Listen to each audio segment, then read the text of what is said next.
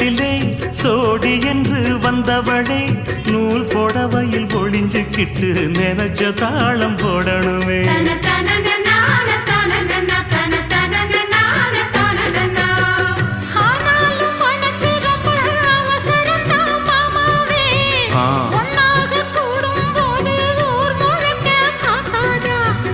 பார்த்தாலும் தவறு இல்ல பனியுறங்கும் ரோசாவே உன்னால சொத்த வச்ச மூக்குலதான் வைக்காதா.